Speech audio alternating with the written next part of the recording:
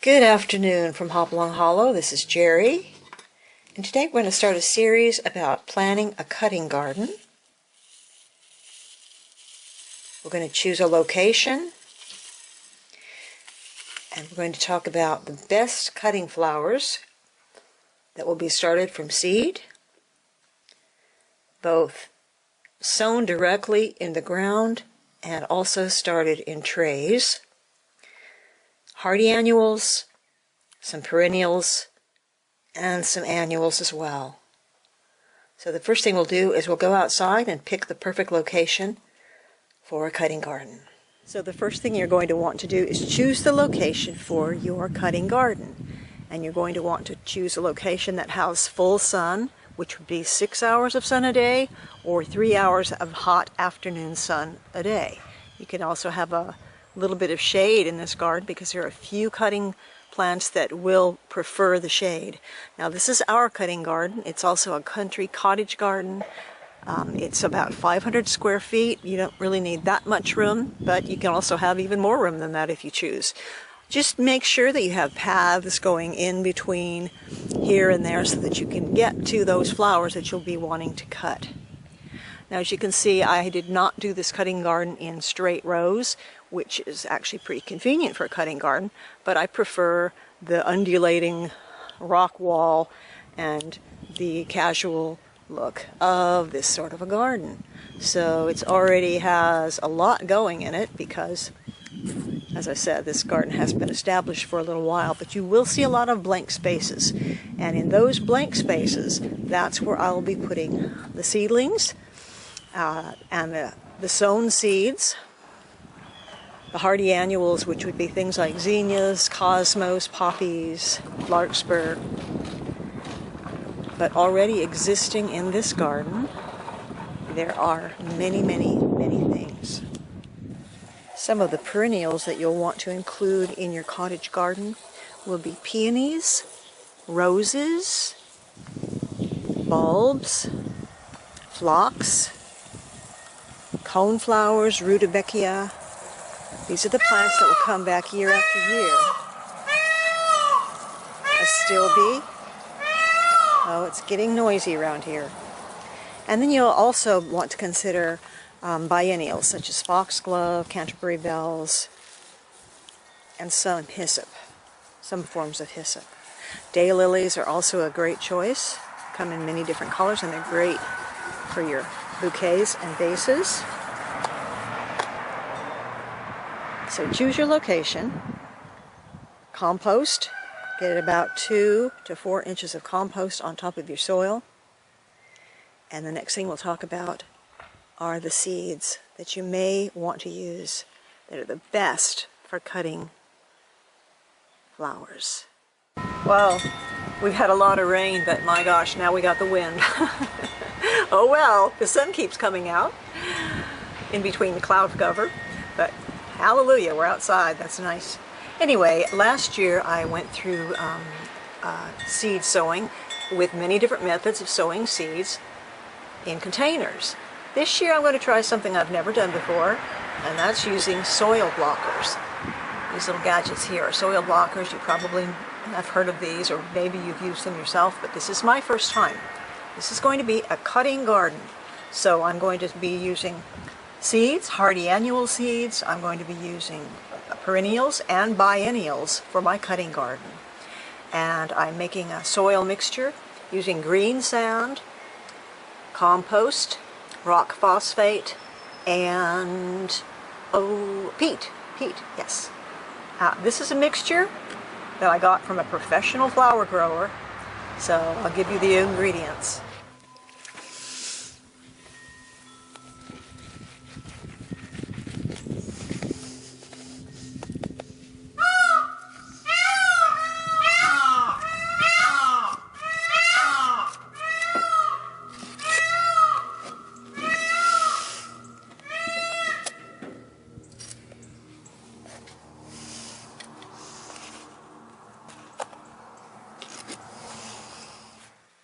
Greeting, little seedlings, and welcome to the world. Before we start talking about the seeds that you might want to incorporate, in your cottage cutting garden, I wanted to talk a little bit about seed packets and packaging. So much information can be conveyed on this tiny seed packet, and I become pretty persnickety about these packets these days because of either lack of information or lack of an image. That's my biggest pet peeve with seed companies. If you plant as many seeds as I do, and I bet you have boxes and boxes of seeds, and you plant them all over, you want to know what you planted. And if you don't have an image of what you planted, it's going to be a little bit difficult to recall after planting hundreds of seeds what exactly you've got in your garden. So that's my main thing. But another bit of information that's always so important, of course, you want to know how many seeds are in your packet. You want to know the cost, of course, and which is the case in this packet of Perennial Seeds. Oh, in business since 1856. I like that. Here's a perfect example of a great seed packet. You've got 100 seeds. They're $2.49, and you get to even see them through that little window. I really appreciate that. Now, I might be paying a little bit more because of that little window, but maybe not necessarily, because here we have another company, Livingston Seeds, which is also giving me a little window of seeds. I can see how many seeds I have here. I can pretty much guess. It doesn't tell me the amount of seeds. It says 1.25 grams, which I have no idea how many seeds that would be, but this is only $1.89 a pack. So I really appreciate that sort of packaging. Another bit of information that's so important, and it should be included on every packet, is your days to germination, the depth of planting, the spacing, the height, the days to bloom, and your zone in which you should be able to plant these seeds. These are all really important. Now, some seeds packets that I've been so impressed with, because I don't know, maybe is it because I'm an artist and this stuff is important to me, or are you this way too? But presentation really is everything. I know this from setting up art booths for 30 years. Presentation is really important, and I am so impressed with this Everwild Farms. I literally love their seeds. I love their package. This is Mylar. It actually reseals, so you can keep on using this. It's got a Mylar zip packet is what it's called. There are probably 5,000 seeds in here. This was about $6.49. I've already planted these. They're already coming up, so I know they're good seeds. But I also love the information included on the back. It's got all kinds of wonderful little images here that help you out with your last frost date. Sow outside in spring, 0.1 inches deep, full sun, 1 year, 14 inches tall, and it's an annual. All done beautifully. These people really know how to take advantage of images and artwork to create a beautiful packet, which is also really informative. So I will always be a customer of Everwild Farms. Another one I really like is Sweet Yards. It's got a beautiful little logo here. You can see what the poppies look like. There's approximately 1 ounce of seed in here, and all the information that I need is on the back of the pack. I bought these online, and I believe this pack of 1 ounce was about $4.50. So I'm also impressed with these. I've also sprinkled these in the yard already. They're American Legion poppies, also known as Shirley poppies, Flanders poppies. They have about 3 different names, and they are growing like crazy already. Now, even smaller companies that aren't well known, like Fairy Morse and Burpee and Livingston Seed, and all those that we know so well. This is M.I. Gardner. What I love about his seeds is he was wise enough to put an image on the front. He tells you how many seeds. There's 750. There's an annual, and all his seeds are only 99 cents a packet, and you can find him. He's a YouTube gardener, very knowledgeable. He says, and I'm going to take his word for it, that all the seeds from all the companies basically come from the same place. So you're really getting the same seed. So when you're paying 99 cents for seeds as opposed to, say, $3.50 for 50 seeds, well, you can imagine which seed packet you're going to want to go for. even a smaller online company such as myseeds.com has taken the time to put an image on their packet. Even their packets of 1 ounce seeds have an image on it to remind you of what those seeds look like. This is a good little company. You get a lot of seeds for your money. I think this is about an ounce. Yes, 1 ounce of polar bear zinnias, and I don't think they cost more than $5. That's really a good deal. Also, I think these are smaller companies. I'm not sure. I think they are. Compared to things like Burpees and Fairy Moores, they are much smaller. But Renee's Garden does a beautiful seed packet with artwork on it. Set a table in the garden, says Renee Shepherd. Isn't that pretty? But Peaceful Valley has beautiful artwork on their seeds. I don't know, does this matter to you? It does matter to me. So much so that I was really disappointed when I got some of these seeds. Now, I have bought from Eden Brothers for a long time, and I'm happy with their seeds, and I think they've got a beautiful logo. However, unless I turn this over, I haven't got a clue what I bought. Russell Lupine's okay, but all their information on the back is the same on every packet. So that doesn't really help me if this seed needs special treatment, and I cannot remember what it looks like because they did not provide me with an image. Nor did the company here, in which this is a flower gardener.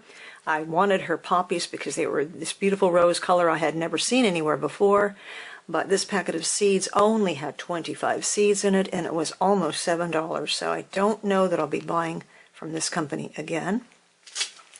But this was truly sort of a disappointment as far as the fact that there's no image on this. This is a famous, well-known seed company that's been around for a long time.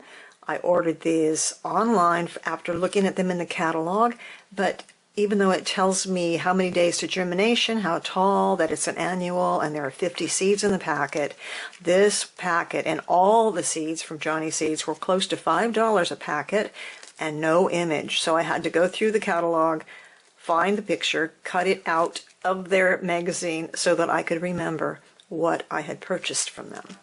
So that may not matter to some people. It does matter to me because I think that these companies could take a little more effort, really, a little more effort in designing a seed packet. That's just my opinion. Also, let me show you these. These are great old seed packets from days gone by, and they knew how to decorate a seed packet. Beautiful. Also, it's just wonderful on the back. Dwarf nasturtiums grow but about 1 foot high and are very useful for bedding and massing.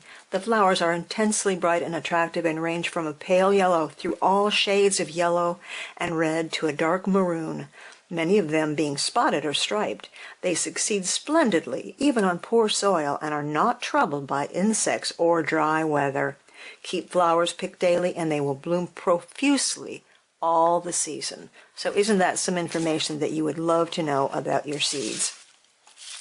And speaking of old packets of seeds, it's been a long time since seeds were 10 cents a packet, but I will tell you that one of the first jobs I ever had when I was 7 years old, because I was trying to earn my way to summer camp, and the way we could earn money was selling seeds door to door. We were selling flower and vegetable seeds door to door, and I believe they were about 10 cents a packet. I don't remember if I sold any seeds, but I do remember it was the first time I ever planted a seed.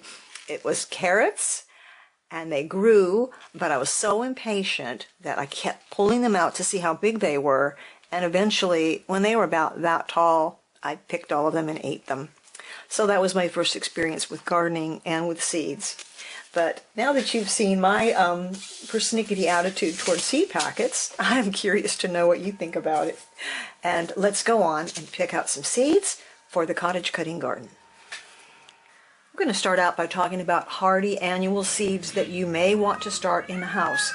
Now, hardy annuals are plants that live for 1 year, but they can handle the cold. So you can actually plant these in the winter in warmer climates, such as we are in East Tennessee, Zone 7, or in the colder climates, you could plant these in early spring because they can withstand the cold. Even the tiny little seedlings do fine, even if it freezes or snows.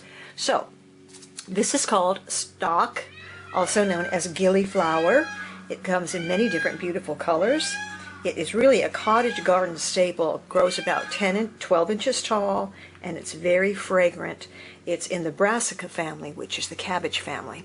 And I started some of these in my seed blockers back in, I think it was the end of February. Where are they? Oh, I believe it's these little guys right here.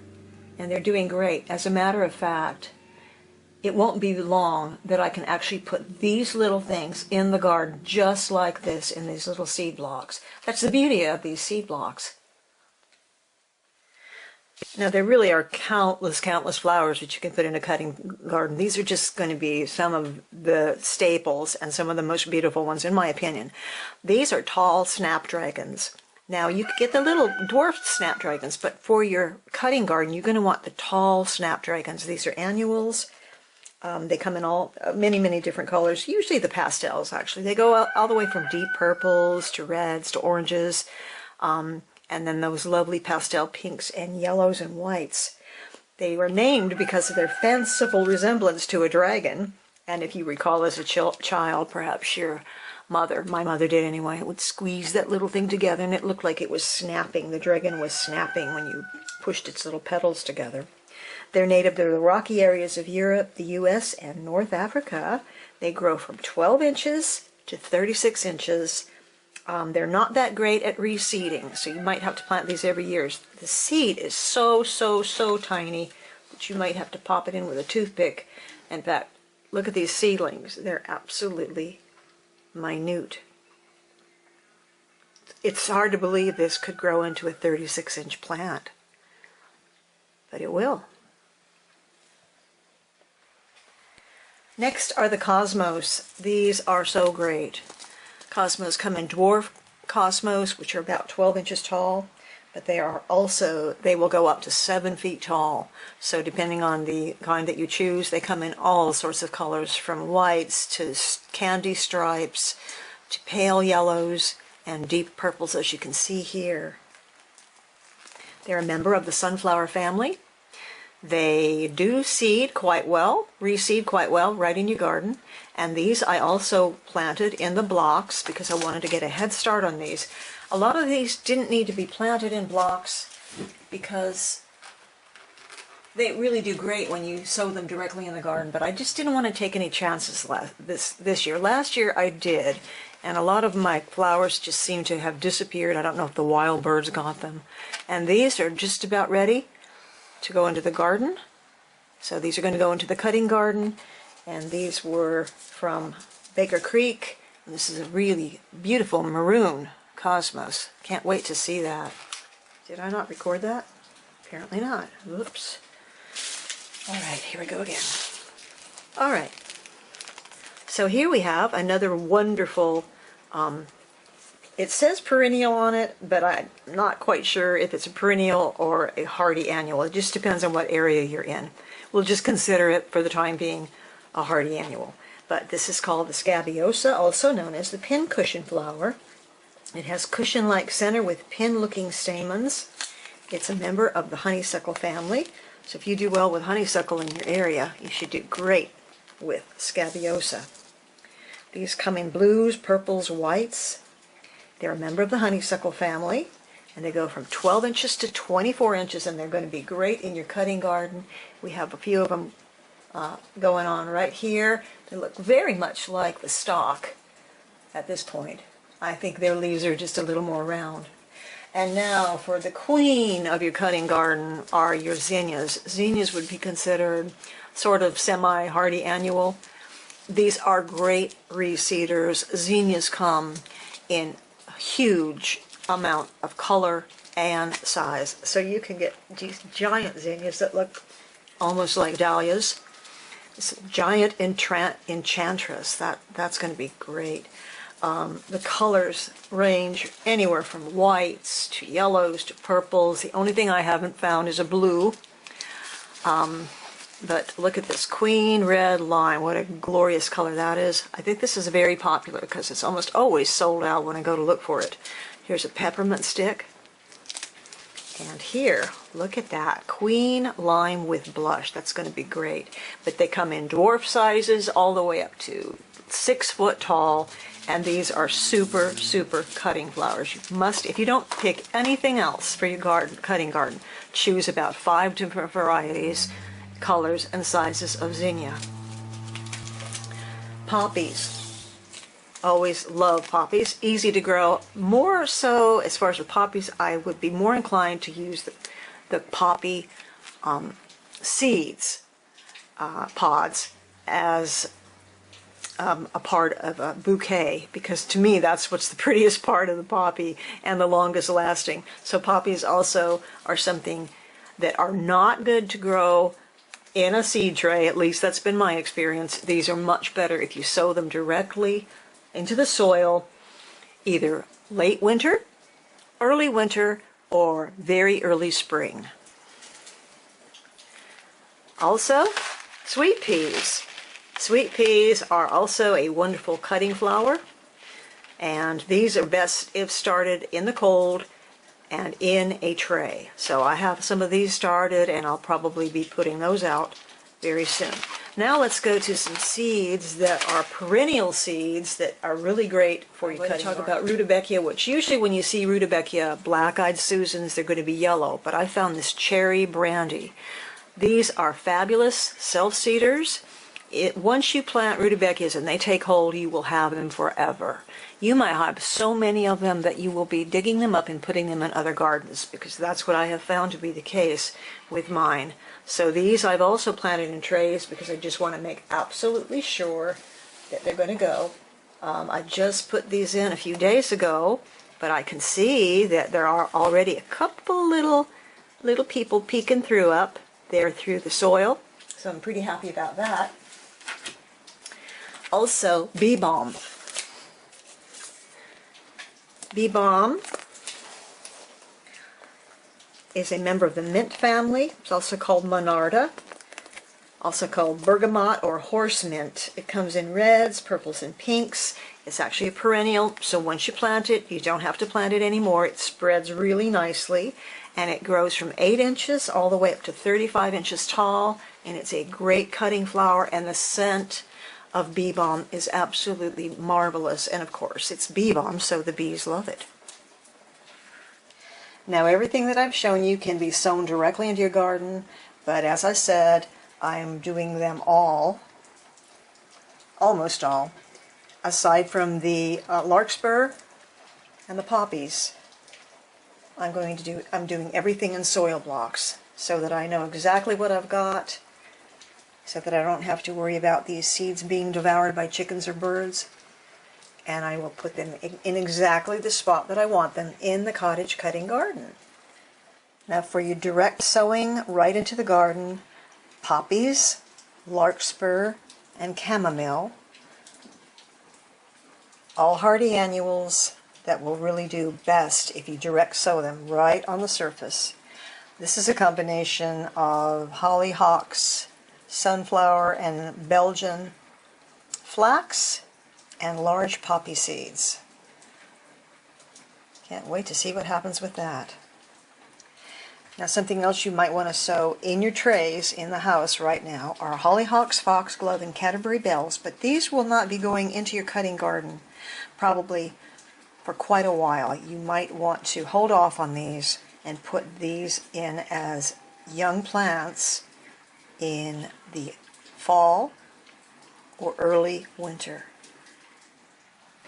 So by now you have probably chosen your seeds, and you're going to get going on planting them in your trays, and you've chosen your location for your cutting garden.